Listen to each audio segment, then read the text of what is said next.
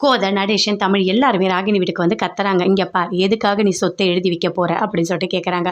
"ஆமா, என் சொத்து என் வீட்டுக்காரருக்கு எழுதி வைக்கிறேன். உங்களுக்கு என்ன பிரச்சனை?" அப்படின்னு சொல்லிட்டு ராகினி கேட்குறாங்க. "என்ன இப்படி பேசிட்டு இருக்க? நீ கஷ்டப்பட்டு சம்பாதிச்சியா? இல்ல உங்க வீட்டுக்காரர் கஷ்டப்பட்டு சம்பாதிச்சாரா? 30 வருஷமா அம்மா, அப்பா 2 பேருமே கஷ்டப்பட்டு சம்பாதிச்ச சொத்து இது. இது எந்த காரணத்துக்கு கூட தப்பானவங்களுக்கு போகக்கூடாது." அப்படின்னு சொல்றாரு. அதை கேட்ட உடனே அர்ஜுனோட அம்மாவுக்கு பயங்கரமா கோவம் வருது. "யார் வீட்டு சொத்து? யார் வீட்டு சொத்து? என் வீட்டுக்காரோட சொத்தை தான் நீங்கள் ஏமாத்துறீங்க. வாயை மூடுங்க.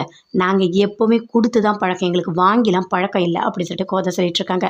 "இங்கே பாரு ராகினி, நீ சொத்தை எழுதி வைக்காத. அப்படி வச்சா அதுக்கப்புறம் உன் உயிருக்கே இங்கே ஆபத்து வரும்." அப்படின்னு சொல்லிட்டு அங்கேருந்து போகிறாங்க. "நான் எழுதி தான் வைக்க போகிறேன். நீங்கள் லாயரை ஏற்பாடு பண்ணுங்க." அப்படின்னு சொல்லிட்டு அர்ஜுனோட மாமா கிட்ட சொல்கிறாங்க. "ஆ சரிம்மா." அப்படின்னு சொல்லிட்டு போயிட்டு எல்லாமே விசாரிச்சுட்டு வந்து சொல்கிறாரு. "என்ன எதுவும் பண்ண முடியாதாம்மா?" அப்படின்னு சொல்லிட்டு. "ஏன் என்னாச்சு?" அப்படின்னு சொல்லிட்டு ராகினி கேட்குறாங்க. "இல்லை, அவர் வந்து நம்ம சொத்து எழுதி கொடுக்குறவங்க சுய நினைவோடு இருக்கணுமா. இந்த மாதிரி கோமா ஸ்டேஜ்லாம் இருந்தால் எழுதி வைக்க முடியாது. அது செல்லாது." அப்படின்னு சொல்கிறாங்கன்னு சொல்லிட்டு அவங்க மாமா சொல்கிறாரு. "ஓ அப்படியா, இப்போ என்ன பண்ணுறது?" அப்படின்னு சொல்லிட்டு யோசிச்சுட்டு இருக்காங்க ராகினி. அப்படியே உள்ளே போகிறாரு. உள்ளே போயிட்டு அவங்க மாமா சொல்கிறாரு. "இங்கே பாருங்கள், நல்லா தெரிஞ்சுக்குங்க. இப்போது அர்ஜுன் மேலே அந்த சொத்தை எழுதி வைக்க முடியாது. ஆனால் உங்கள் 2 பேர் பேர் மேலே எழுதி வைக்கலாம்ல." அப்படின்னு சொல்லிட்டு அவங்க ஒய்ஃப் கிட்டேயும் அவங்க மாமியார் கிட்ட 2 பேர்கிட்டையுமே சொல்கிறாங்க. "சரி, நல்ல ஒரு நேரம் வரட்டும்.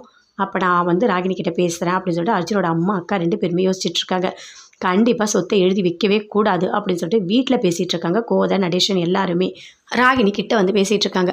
"கண்டிப்பாக நான் உங்களை நல்லா பார்த்துப்பேன்." அப்படின்னு சொல்லிட்டு ரொம்ப சந்தோஷமாக பேசிட்டு அங்கேருந்து போகிறாங்க. அப்படியே வராரு, அர்ஜுனோட மாமா கிட்ட வராரு. "டேய், நீ இன்னும் கூட சாகவே மாட்டியா? உயிரோடு தான் இருப்பியா? நீ செத்தாதாண்டா எல்லாமே நடக்கும். நீ சாவு." அப்படின்னு சொல்லிட்டு அப்படியே போட்டு குலுக்குன்னு குலுக்குறாரு. அப்படியே பயங்கரமாக ஆட்டுறாரு. அப்படியே கழுத்தில் ஒரு துணியை வச்சு நெருக்குன்னு அப்படியே இருக்கிறாரு. அப்படியே கத்துறாரு. அப்படியே எழுந்துக்கிறாரு அர்ஜுன். மறுபடியும் இருக்கிட்டே இருக்காரு. என்ன, ஐயோ சத்தம் வேற போடுறானே. அதுக்குள்ளே அப்படியே அர்ஜுன் எழுந்து கத்துறாரு. ஐயோ கத்துறான், அதுக்குள்ளே அவன் கழுத்து நெரிக்கணும் அப்படின்னு சொல்லிட்டு அப்படியே பயங்கரமாக இருக்கிறாரு. அந்த சத்தம் கேட்டோடனே ராகினி வெளியே வந்து கதவு தட்டுறாங்க. "யார் யார் யார் உள்ளே இருக்கிறது? அவர் சத்தம் கேட்குது, கதவு தரங்க." அப்படின்னு சொல்லிட்டு கத்துறாங்க. "இருமா யாரும் இல்லை, நான் தான் இருக்கேன்." அப்படின்னு சொல்லிட்டு வந்து கதவை ஓப்பன் பண்ணுறாரு. பண்ண உடனே ஓடி வராங்க. "அர்ஜுன் சரியாயிட்டாரு, எழுந்துக்கிட்டாரு." அப்படின்னு சொல்லிட்டு ரொம்ப சந்தோஷப்படுறாங்க ராகினி. "எப்படிங்க இருக்கீங்க? பரவாயில்லையா? இப்போ ஓகேவா?" "ஆ ஓகே ராகினி, நான் நல்லா தான் இருக்கேன். தமிழ் தான்ப்பா உன்னை போட்டு இப்படிலாம் பண்ணாரு. கட்டையில் அடிச்சு தான் தமிழ் தான்ப்பா." அப்படின்னு சொல்லிட்டு அர்ஜுனோட மாமா சொல்கிறாரு. ஆமாம், எல்லாமே பண்ணது இந்த தமிழ் தான். அந்த சொத்தை என் பேரில் எழுதி வச்சிடக்கூடாதுன்றதுக்காக தான் இப்படிலாம் பண்ணான்." அப்படின்னு சொல்லிட்டு சொல்கிறார். நடந்த எல்லாத்தையுமே அர்ஜுன் சொல்கிறார். அதை கேட்டோடனே ராகினி, "உண்மையாகவே அண்ணன் தான் பண்ணாரா?" "ஆமாம் ராகினி." அப்படின்னு சொல்லிட்டு அர்ஜுன் சொல்கிறாரு. "சரி வாங்க வந்து உட்காந்து சாப்பிடுங்க." அப்படின்னு சொல்லிட்டு சாப்பிட்றாங்க. சாப்பாடு போடுறதுக்கு எல்லாத்தையுமே பரிமாறுறாங்க. "அர்ஜுன், உனக்கு என்ன வேணும்னு சொல்லு அர்ஜுன். உனக்கு தேவையான எல்லாமே நான் சமைச்சு தரேன்." அப்படின்னு சொல்லிட்டு அர்ஜுனோட அக்கா சொல்கிறாங்க. "ஏன்னா நீ இவ்வளோ நாளாக சரியாக சாப்பிடவே இல்லை. உன் உடம்புல மருந்து மட்டும்தான் போச்சு. உன் உடம்பு என்ன ஆகும்? சத்தே இல்லாமல் இருக்கும்." அப்படின்னு சொல்கிறாங்க. அப்போ சொல்கிறாங்க, "பிடிச்சதெல்லாம் செஞ்சு கொண்டு வந்து சாப்பிடுங்க." அப்படின்னு சொல்லிட்டு ஊட்டி விடுறாங்க ராகினி. சந்தோஷமாக சாப்பிட்டுட்டு இருக்காரு அர்ஜுன். பயங்கரமாக சந்தோஷமாக இருக்காரு. அர்ஜுனை பார்த்தோன்னே யோசிக்கிறாரு அர்ஜுனோட மாமா. "இவன் என்ன நம்மளை சொல்லாமல் மாட்டி விடாமல் அவன் அமைதியாக இருக்கான்? என்ன மனசில் வச்சுருக்கான்னு தெரியலையே.